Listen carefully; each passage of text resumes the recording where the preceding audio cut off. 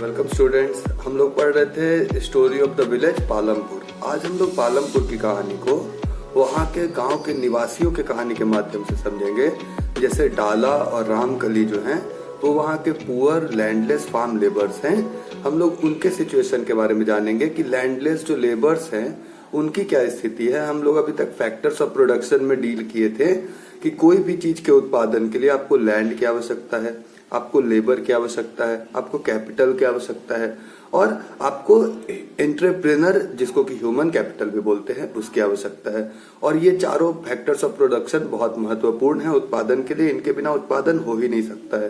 तो लैंड के बारे में हम लोगों ने डिस्कस किया था कि लैंड जो होते हैं वो फ्री गिफ्ट्स ऑफ नेचर है और लैंड्स जो है वो प्रीसियस रिसोर्सेस है। सॉइल जो है उसको बनने में बहुत टाइम लगता है। सॉइल का कंजर्वेशन हम लोगों को करना चाहिए। हम लोगों को सॉइल का इस्तेमाल करने में सूझबूझ दिखाना चाहिए, होशियारी से इस्तेमाल करना चाहिए, डिफॉरेस्टेशन को रोकना चाहिए, सॉइल इरोजन को रोकना चाहिए, ओवर ग्रेजिंग को रोकना चाहिए और हम लोगों को सॉइल को प्रोटेक्ट करना चाहिए क्योंकि ये एक नेचुरल रिसोर्स है, प्रीसियस रिसोर्स है और इसको बनने में मिलियंस ऑफ ईयर्स लगते हैं।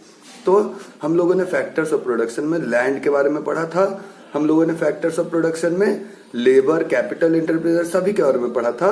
लेकिन अभी हम लोग एक एक करके हर एक टॉपिक को डील करेंगे कि फैक्टर्स ऑफ प्रोडक्शन में लैंड जो है वो आपका फ्री गिफ्ट ऑफ नेचर है, प्रीसियस रिसोर्स है। आपके लैंड में ही आपके सारे फॉरेस्ट आ रहे हैं, सारे मिनरल रिजर्व्स आ रहे हैं, सारे फॉसिल फ्यूल रिजर्व्स आ रहे हैं।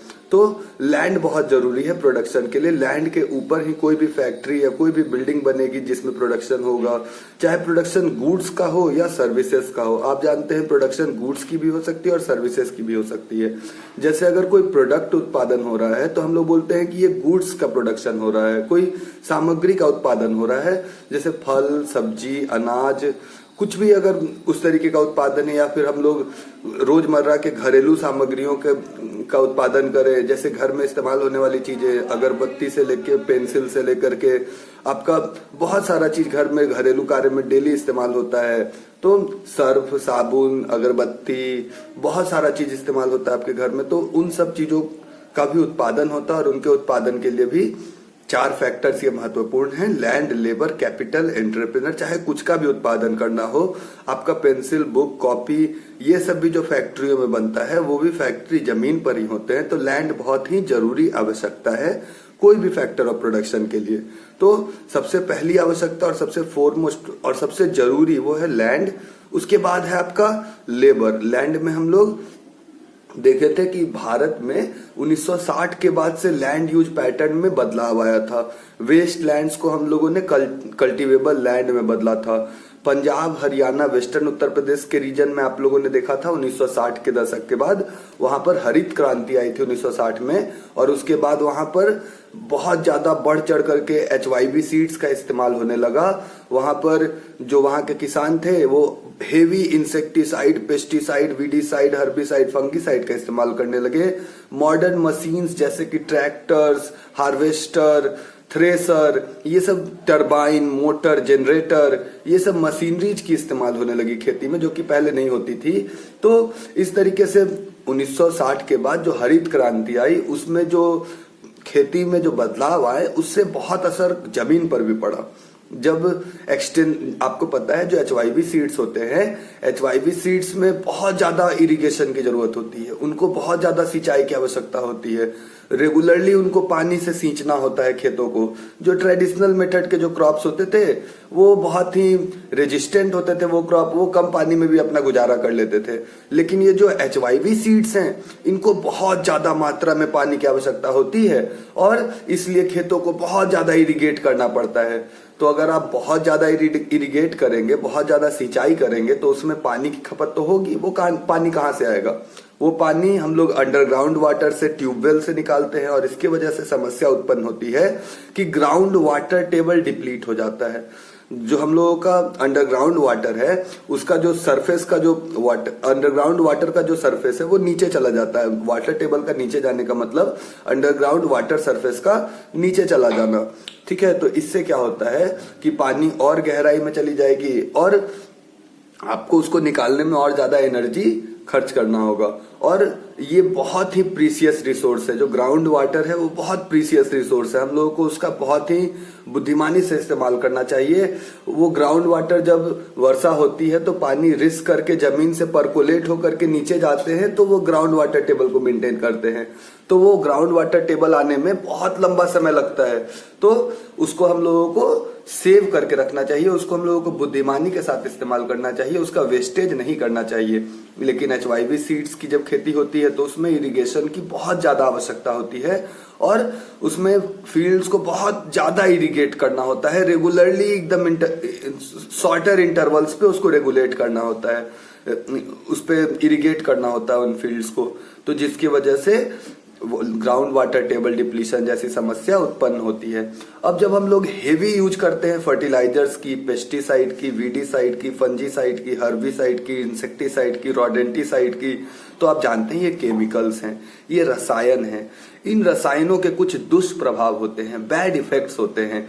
जैसे सॉइल में अगर आप बहुत ज्यादा एक्सेसिव यूज करें इन रसायनों का, जैसे फर्टिलाइजर्स वगैरह का, तो इससे सॉइल की जो नेचुरल फर्टिलिटी की जो एबिलिटी है वो सॉइल लूज कर देता है। नेचुरली जो रीगेन करने का जो उसका पूरा मैकेनिज्म है फर्टिलिटी रीगेन करने का, वो पूरा मैकेनिज्म सॉइल लूज कर देता है और उसके बाद सॉइल खराब होने लगता है। आप जानते हैं उसमें एक्सटेंसिव जब हम लोग फर्टिलाइजर, वीडीसाइड, फंजीसाइड, केमिकल्स का स्प्रे ये सब करते हैं तो सॉइल में कुछ नेचुरल माइक्रो ऑर्गेनिजम्स होते हैं, वो माइक्रो ऑर्गेनिजम सबसे पहले वो तबाह हो जाते हैं। और जब सॉइल के नेचुरल माइक्रो ऑर्गेनिजम्स तबाह हो जाते हैं तो उसमें जो नेचुरल प्रोसेस था डिकम्पोजिशन का, जिसके जरिए उसमें न्यूट्रिएंट्स के साइकिल चल रहे थे, 16 तरह के न्यूट्रिएंट्स जो प्लांट्स को चाहिए होते हैं उनका साइकिलिंग हो रहा था। लेकिन जब उन माइक्रो ऑर्गेनिजम्स को मार दिया जाता है, जब वो माइक्रो ऑर्गेनिजम्स मर जाते हैं उन फर्टिलाइजर्स, पेस्टिसाइड, वीडीसाइड के इस्तेमाल से, तो उससे नुकसान सॉइल का ही होता है। उसका जो नेचुरल प्रोसेस होता है सॉइल फर्टिलिटी को रिप्लेनिश करने का,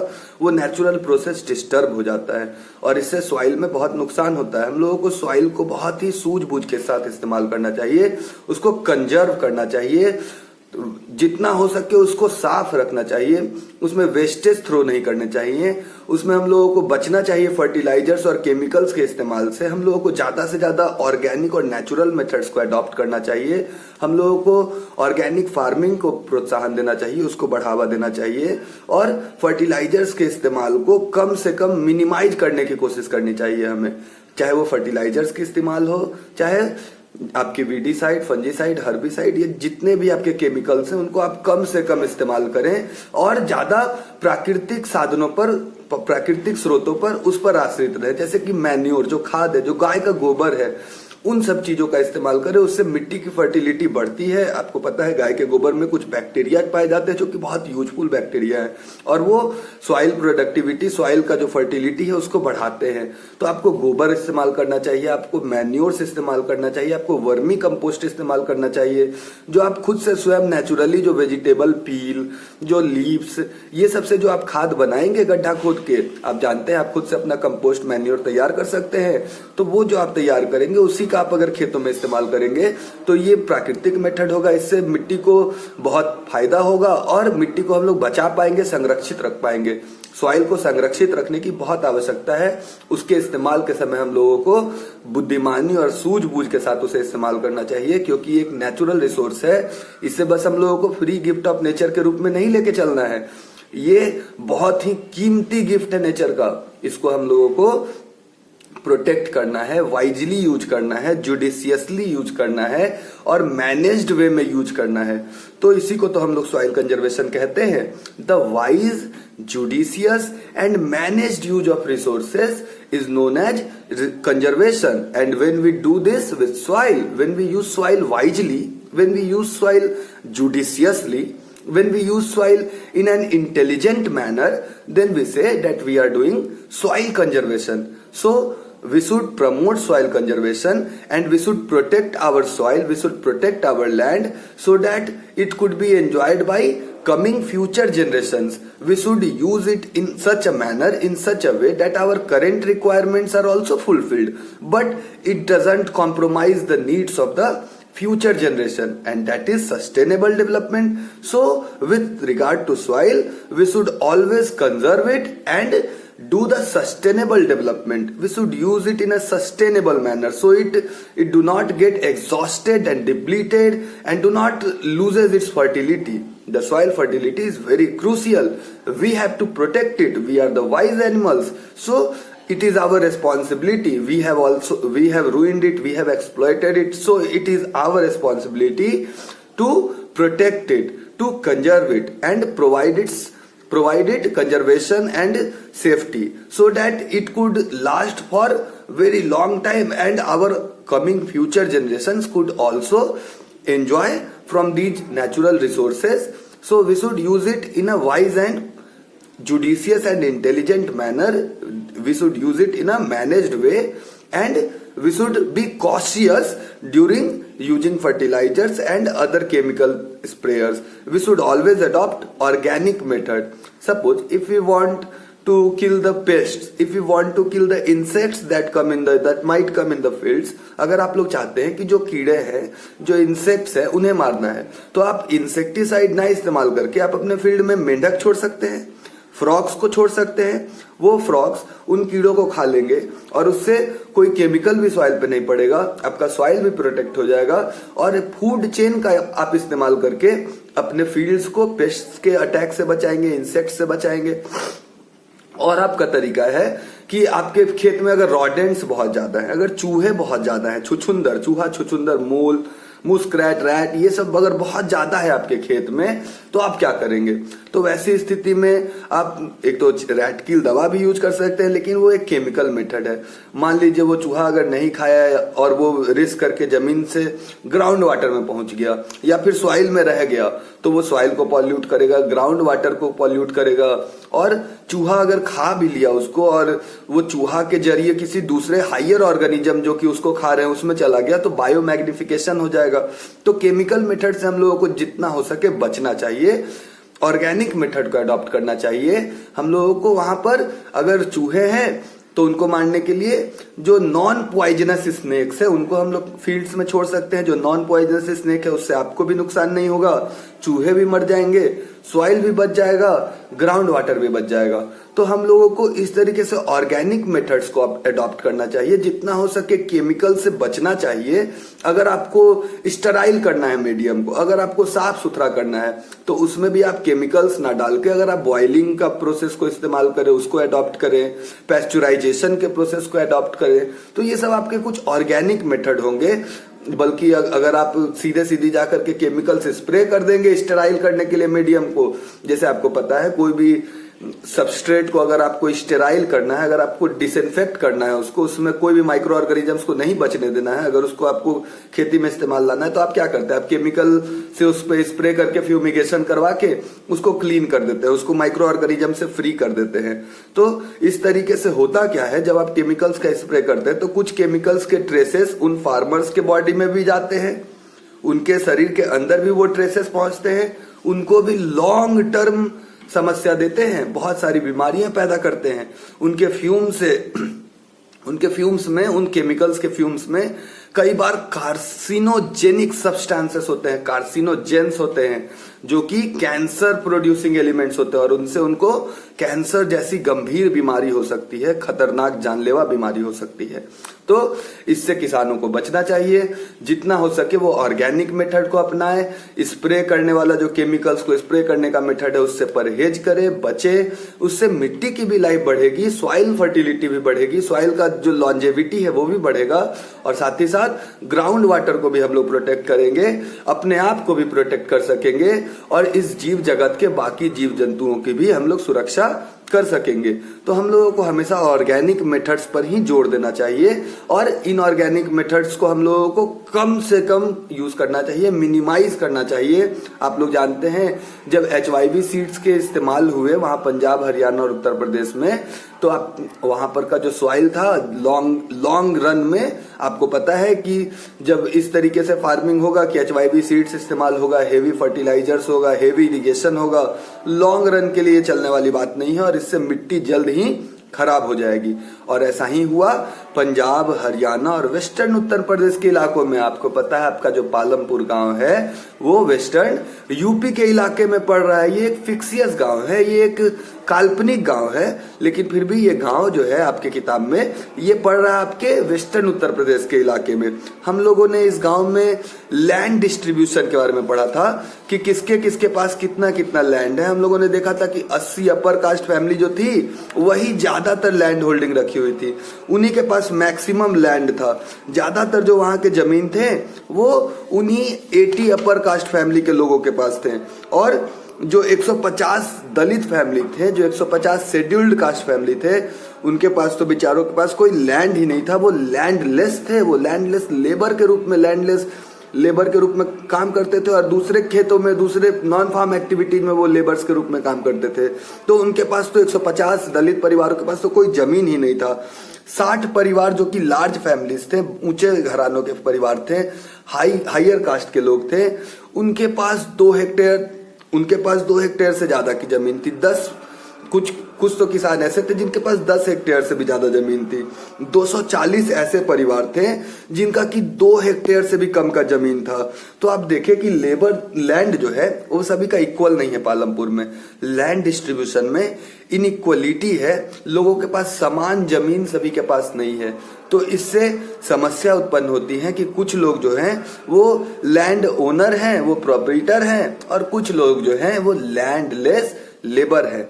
तो जो लार्ज फार्मर्स हैं उनके तो अपने खुद के लैंड हैं, वो मालिक हैं अपने जमीन के खुद के, लेकिन जो छोटे किसान हैं, जो मजदूर है, वो बिना जमीन के हैं और वो लैंडलेस लेबर के रूप में दूसरे बड़े किसानों के खेत में काम करते हैं। ऐसे ही 2 किसान हैं आपके, डाला और रामकली, इस पालमपुर गांव में। तो हम लोग अभी लेबर के बारे में चर्चा करेंगे। लैंड हम लोगों ने चर्चा की, अब हम लोग लेबर के बारे में चर्चा कर रहे हैं कि who will provide the labour. Labour कहां से आएगा? लेबर आप लोग जानते हैं कि मेहनत, जो एफर्ट लगाया गया, जो फिजिकल एफर्ट है, जो मेंटल एफर्ट है, वो आपका लेबर की श्रेणी में आता है। तो अब लेबर कौन प्रोवाइड करेगा? लेबर कहां से आएगा? पालमपुर गांव के सिनेरियो में आप लोग देख रहे थे कि वहां के जो गरीब लोग जो थे, जो कि लैंडलेस थे, जिनके पास जमीन ही नहीं था, वो लोग बड़े किसानों के यहाँ उनके खेत पर जाकर के काम करते थे, और उसके बदले में उन्हें जो पैसा मिलता था उससे उनकी जीविका चलती थी, रोजी रोटी चलता था। तो वैसे ही 2 लैंडलेस फार्मर हैं, डाला और रामकली। डाला और रामकली दोनों ही बहुत गरीब हैं और दोनों पुअरेस्ट फैमिलीज में से बिलोंग करते हैं, पुअरेस्ट लोग हैं इस गांव के सबसे। और जो मीडियम फार्म्स है, जो लार्ज फार्म्स है, ये इन लैंडलेस फार्मर्स को एम्प्लॉय करते हैं, इनको नौकरी देते हैं और इनको मेहनत मजदूरी देते हैं। आपको पता है भारत में एक फार्म वर्कर का, एक लेबर का भारत सरकार ने कुछ उसका रखा है, मतलब उसका तय किया है कि उसको कितना मेहनताना मिलना चाहिए। तो भारत सरकार के अनुसार एक लैंड लेबर का जो खेत में जाकर के काम कर रहा है उसका मेहनताना 300 रुपए तय हुआ है, लेकिन डाला के केस में बेचारे डाला को केवल मात्र 160 रुपया मिल रहा है, 160 रुपीज ओनली। और कई तो किसान ऐसे हैं हमारे देश में, जैसे झारखंड के ही स्थिति में आप जाकर के देखेंगे तो आज भी वहां पर 300 की जो बात है वो बस किताबी है, कागजों पर है। जो लैंड लेबर्स है उनको मिलता है मात्र 60 रुपए प्रतिदिन का, और 60 रुपए प्रतिदिन में उनका गुजारा कैसे चलता होगा ये आप खुद सोचिए, विचार कीजिए इस बारे में। तो वहां के जो आपके जो किसान हैं, लैंडलेस लेबर हैं, जैसे कुछ अंडर डेवलप्ड जो इलाके हैं, झारखंड, उड़ीसा, छत्तीसगढ़, यहाँ के लैंडलेस लेबर्स को तो 300 क्या, 160 क्या, 60 रुपया भी मुश्किल से मिलता है।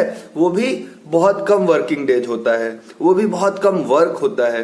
तो डाला और रामकली जो कि 2 विलेजर्स हैं, हम लोग उनकी कहानी के माध्यम से, उनके समस्याओं के माध्यम से, लेबर्स के जो प्रमुख समस्याएं हैं, की समस्याएं हैं लेबर्स के क्षेत्र में, उसको हम लोग समझते हैं कि हमारे देश में लेबर्स की क्या प्रॉब्लम है और लेबर सेक्टर में मूलभूत क्या समस्याएं हैं, ये हम लोग समझने की कोशिश करेंगे कि आखिर हमारे देश के सिनेरियो में, पालमपुर जैसे गांव के सिनेरियो में लेबर की क्या स्थिति है, ये हम लोग जानेंगे।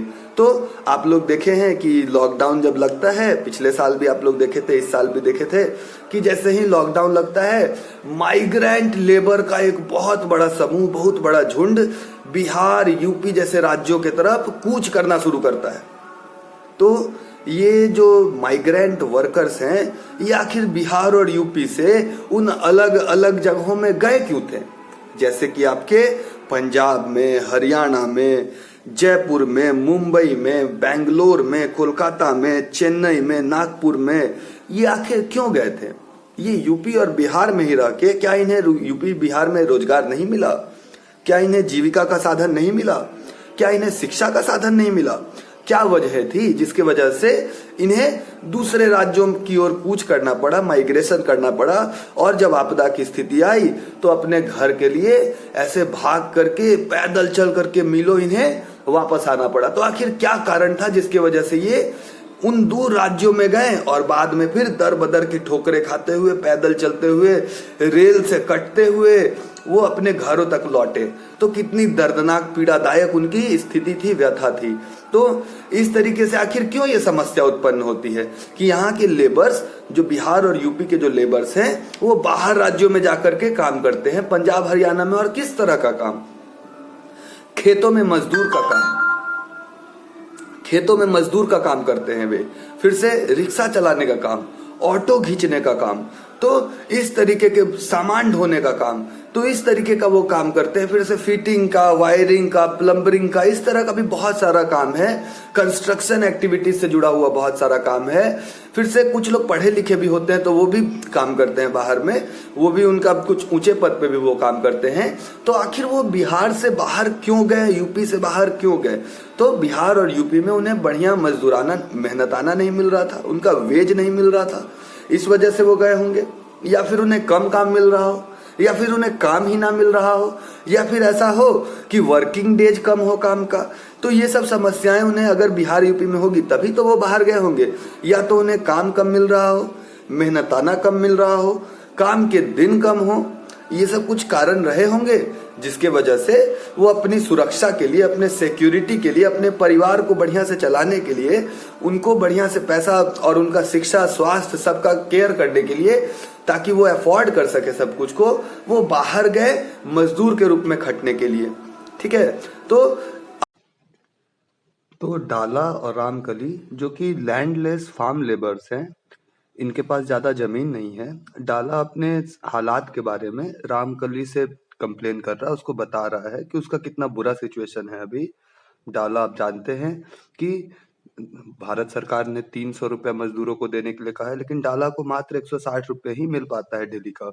और डाला और रामकली अपने अपने समस्या को लेकर के एक दूसरे से बात कर रहे हैं, जिसमें डाला बोलता है रामकली से कि it is very difficult to find work these days. मतलब आजकल काम ढूंढना बहुत मुश्किल हो गया है, बहुत कम वर्क मिल रहा है। रामकली बोलती है कि हाँ, घनश्याम भी जो है, जो बड़ा फार्मर है, वो भी एक हार्वेस्टर खरीद लिया है। तो डाला उस पे बोलता है कि पहले तो बड़े ही फार्मर्स हम लोगों को बस नौकरी देते थे, only the large farmers hire us, less employment है, बहुत कम एम्प्लॉयमेंट है। तो रामकली बोली कि so we are going to get even less work during the harvest season this year. तो रामकली बोलती है कि अब तो इस साल हम लोगों को और कम वर्क मिलेगा हार्वेस्ट सीजन के दौरान, क्योंकि अब तो ट्रैक्टर हार्वेस्टर है सबके पास। डाला बता रहा है फिर कि they hire us for a limited period only. डाला बोलता है कि वो हम लोगों को बस थोड़े ही समय के लिए नौकरी पे रखते हैं, और वो भी बस कुछ ही दिनों के लिए। मतलब डाला सिचुएशन बता रहा है कि ओनली फ्यू डेज वर्क है उन लोगों के पास। अभी तक के उनके कन्वर्सेशन से आप समझ रहे हैं कि बहुत कम काम है, बहुत कम वर्क मिल रहा है, बहुत कम दिनों के लिए वर्क मिल रहा है।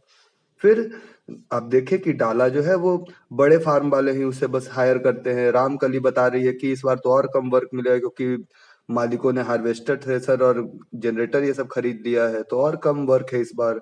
फिर से डाला फिर बताता है कि हमारे जो मालिक हैं, अब तो वो लोग के पास ट्रैक्टर है खेत में जुताई करने के लिए, हार्वेस्टर है कटाई करने के लिए, थ्रेसर है अनाजों को अलग करने के लिए पौधों से, फिर से यहाँ तक कि जंगली खर पतवारों को भी उखाड़ने के लिए अब वो लोग मजदूर को नहीं रखते हैं खेत में, बल्कि वो लोग वीडीसाइड छिड़क देते हैं। तो कहा जाए मतलब हम लोगों का सारा काम मशीनों ने छीन लिया है, मशीन हमसे सारा हमारा नौकरी, रोजगार, पैसा सब छीन लिया है उन्होंने। ठीक है, तो इस तरीके से डाला और रामकली अपने समस्या के बारे में बात कर रहे हैं। फिर रामकली बोलती है कि पिछले साल तो मुझे और भी बहुत कम काम मिला था, बस 5 महीने पूरे साल में मैंने काम किया था, तो इस साल तो और बुरा हाल होने वाला है लगता है। तो इस साल मैं क्या करूंगी कि मैं किसी ब्रिक मेकिंग किल में जाकर के, रायगंज में एक ब्रिक यूनिट है, ईंटा का भट्टी है, ईंट बनाने वाली भट्टी है, वहां जाकर के काम देखूंगी। तो अब डाला और रामकली अपने समस्या के बारे में और आगे बात करते हैं। फिर डाला बताता है, अभी तक के आप डाला और रामकली के कन्वर्सेशन से समझ रहे होंगे कि बहुत कम काम मिल रहा है उन लोगों को, लेस वर्क है, लेस एम्प्लॉयमेंट है, फ्यू डेज वर्क है, ओनली फ्यू। और रामकली तो बताए कि पिछले साल वो केवल 5 महीनों के लिए काम कर पाई थी। और एक और समस्या है उन लोगों के साथ कि नए मशीन जो आए हैं उन्होंने उनका रोजगार छीन लिया उन बेचारे लैंडलेस फार्मर्स का। और रामकली जो है वो अब उसके गांव में अब नौकरी नहीं मिल रहा है, तो वो अब गांव से बाहर नजदीकी शहर रायगंज में ईंट की भट्टी में नौकरी के लिए देखने जाएगी, वहां पर काम रोजगार देखने जाएगी।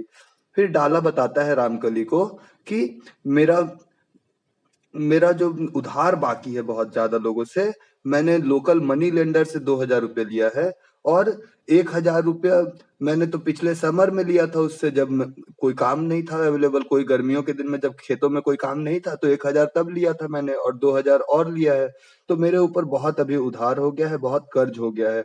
आखिर मैं कहाँ से उन्हें चुकाऊंगा? इतना, यहाँ तक तो 2 जून की रोटी का भी व्यवस्था नहीं हो पाता, तो उतना कर्ज कहाँ से चुकाऊंगा? डाला अपना समस्या रामकली को बताता है।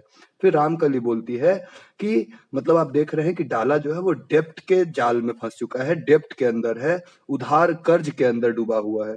रामकली जो है वो बताती है, my situation is not much better, मेरा भी कोई हालात बहुत ज्यादा बढ़िया नहीं है। ड्यू टू पास्ट डेप्ट the money lender refuse to give me any loan. अब बता रही है रामकली कि पिछले उधार और कर्ज के वजह से अब तो जो मनी लेंडर्स हैं, जो व्यापारी हैं, जो ट्रेडर्स हैं, वो तो मुझे अब और उधार देने से भी मना कर दिए हैं। तो यहाँ तक आप इनका सिचुएशन समझ रहे हैं कि एक तो वर्क बहुत कम है, एम्प्लॉयमेंट बहुत कम है, फ्यू डेज वर्क है। पिछले साल रामकली केवल 5 महीने काम की थी, मशीन्स ने उनका काम छीन लिया है। और कुछ जो ट्रेडिशनल जो यूनिट है उन्हीं में बस अब उनको काम मिल पाता है। डाला जो है वो भी डेप्ट के जाल में है और रामकली को तो कोई लोन भी नहीं दे रहा है अब।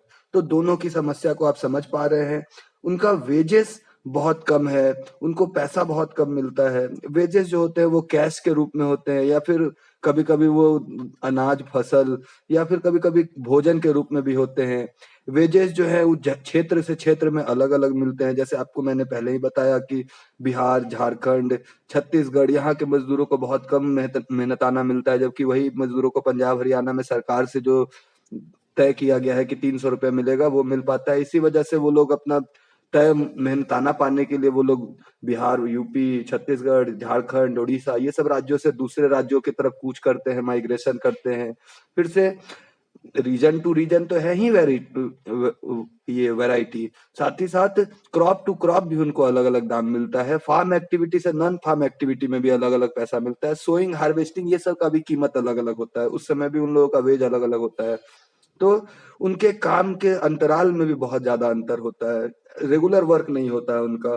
कभी कभी वो डेली बेसिस पे काम करते हैं, और कई बार तो ऐसा होता है जैसे किसी पर्टिकुलर एक्टिविटी के लिए उनको हायर किया जा सकता है, जैसे कि सोइंग के लिए, हार्वेस्टिंग के लिए, इस तरीके से। तो अब वहां पर गांव में बहुत ज्यादा हेवी कंपटीशन हो गया है वर्क के लिए, तो इसके वजह से जो लोग हैं वो कम पैसों पर ही काम करने के लिए राजी हो चुके हैं। तो अब आप देख रहे हैं कि कुछ कैपिटल की भी आवश्यकता है फार्मिंग में। मॉडर्न फार्मिंग में आपको बहुत ज्यादा HYV seed, fertiliser, weedicide, fungicide, machine, tractor, generator, ये सब का खपत है, डीजल का खपत है।